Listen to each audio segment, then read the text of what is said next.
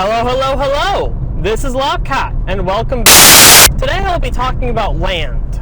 I'm not sure if I've talked about it before. I have a bit of a gripe about land as a concept. You see, I had a high school teacher, my senior year, so just a few years ago, who claims that, more or less, that terraforming is not a means of creating land. And in fact, you cannot create land.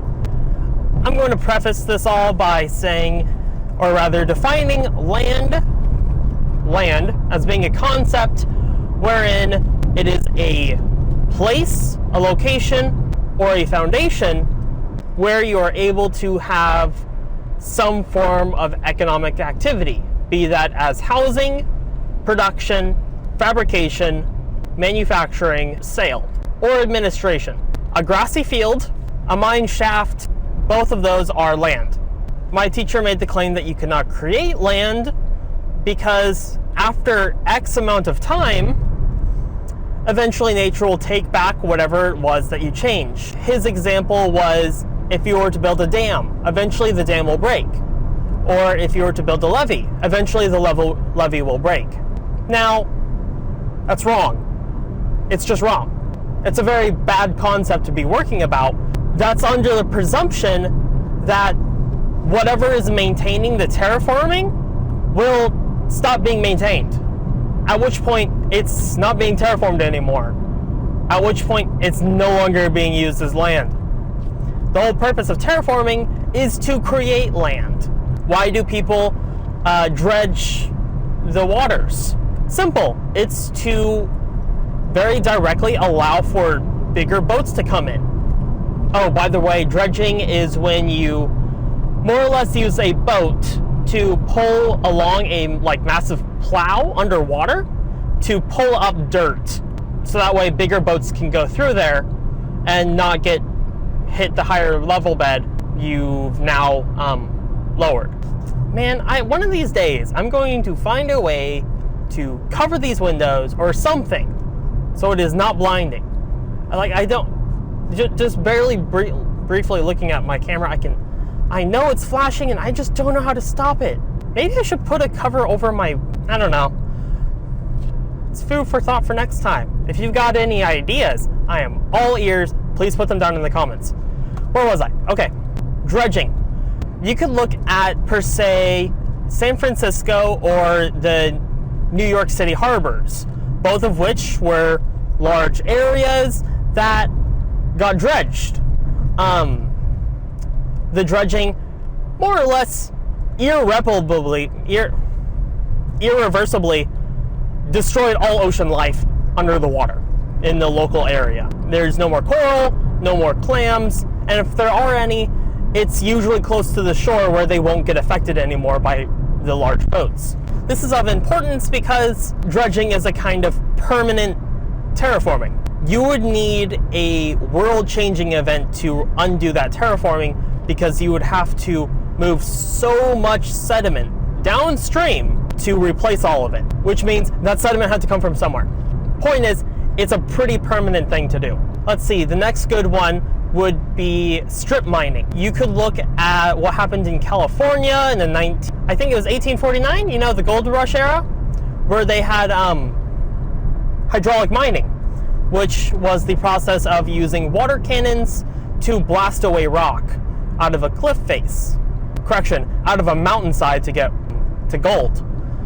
This process is permanent because it, one, destroys the cliff or destroys the mountain to form a cliff. Destroying a mountain or a hill means that you won't be able to replace it with dirt, especially with hydraulic mining, because you usually, quite literally, wash the dirt away. So that's two examples of permanent terraforming. It would require an earth-changing event or a massive human undertaking to undo that form of terraforming. Next, I'll go with a space station, because why not? A space station, true, it does require a fair bit of maintenance to maintain it. However, the real question is it land? It itself doesn't produce, and it doesn't really house anyone because at the end of the day, they come back home it's kind of like a short trip abroad. But the mere fact that they do research means a lot. That's where you get into the question of, is research valuable?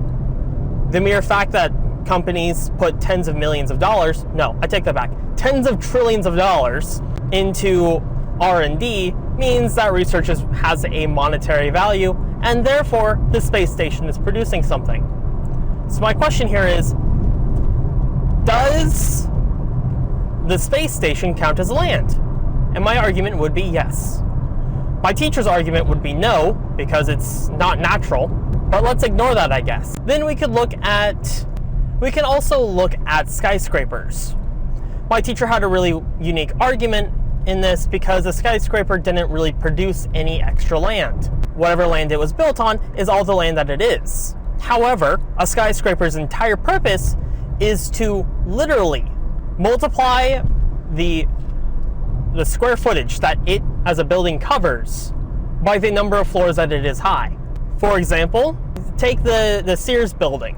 You know, that's a massive skyscraper.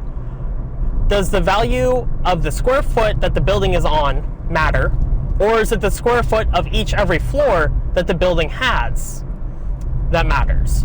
My argument would be that it's each floor, because you are irreparably having more space for people to work in, and therefore you're having more land to utilize. Going back to the whole definition of what the concept of land is, then you can get into the question of whether apartment buildings create new land. The answer is, again, in my opinion, yes, because it's directly taking the same square footage and fitting a larger number of people without changing its square footage that's in contact with the earth. You could also reverse that and go from a building like a apartment building, from a small apartment building down into a single person house. With all of those things put together, then you can start asking other more complicated questions. That is, can a, say, aircraft carrier or an oil platform count as land? Again, my teacher back in high school kind of just brushed off this kind of argument, but I would say that they do count as land. For example, you can look at the country of Sealand. If you're not aware, it's basically a small sovereign state.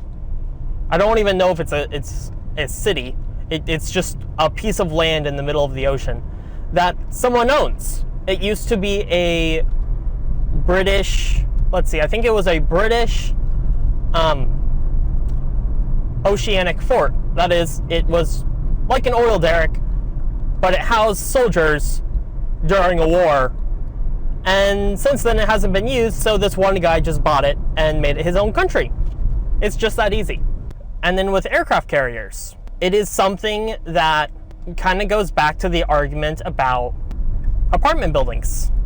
The height of an aircraft carrier allows for it to store much more than the surface area that it takes up in terms of land. In this case, I'm talking about like natural land and earth and stuff. After all, two aircraft carriers can't exist in the same exact spot in the same exact time, since, that it'd be like phasing into each other, and that's just not how physics works. But we'll go back to what I was talking about. If you were to have an entire organization or group of people on a single aircraft carrier, would that count as creating new land? I mean, it's a utilization of space that did not exist before, and through human technology, it now does exist. My argument would be, yeah, it is creating new land. Even if the thing crashed in the middle of the ocean, I mean, at the end of the day, you still had created a space for you to work on, and it's just that you let the thing go into disrepair and crash into the ocean or get destroyed. With that in mind, we can kind of ask, are we able to destroy land? If you're able to create an aircraft carrier as a means to create land, then you can just as easily destroy the aircraft carrier to subsequently destroy land. At any point in time where you're able to do one thing, it usually means that the opposite and reverse action is also possible. For instance, if someone is happy, then that means that same person can also become sad. And if that person is sad, inversely, they can become happy. Kind of like a law of equals that I will probably refer to a lot in this show, because it's a concept that really tickles my heart, makes me really curious about. The whole idea that for one thing to exist, its opposite and equal part must also exist. There is a donut shop there, and I had no idea. Anyway, oh, I'm driving again. It still bothers me that that teacher was so adamant. And the worst part is I didn't really have the right to even argue with him, because it was a class that I'm required to take. He could probably fail me on a whim. And, well, let's see. He kind of just told me to shut up when I brought up a good argument, which is a sign that you yourself have a bad argument. It's annoying. This whole point about land and my annoyance at that economics teacher will probably haunt me for the rest of my life until I can get seriously proven otherwise. It's either that or I'm misremembering his definition of land. But nonetheless, it was a stupid argument, because after analyzing it just a little bit, you see that it's wrong. Oh, in any case, in the next few episodes, I think I'll try talking about something that a friend of mine pointed out to me, which is a solenoid engine. It's kind of like a gasoline engine, but it uses electromagnetic cylinders rather than combustion-based pistons. It's an interesting thought.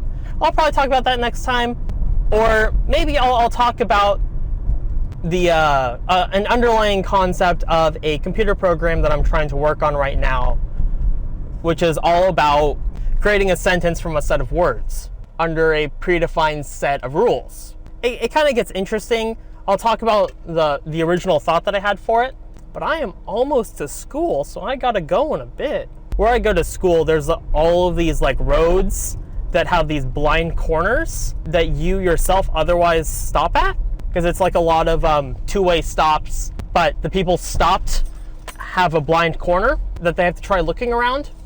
It's really unsafe. I don't know who designed this city, this town, but it's annoying. There is a parking spot. This, my friend, is what you call luck. Usually at this time of day, there are no parking. With that, I talked about land today and about how the process of terraforming can allow you to create new land. The process of destruction or the action of not maintaining said terraforming will cause the land to be destroyed, which kind of falls in line with the idea that if one thing exists, its equal and opposite counterpart must also exist. Nonetheless, that's it for today.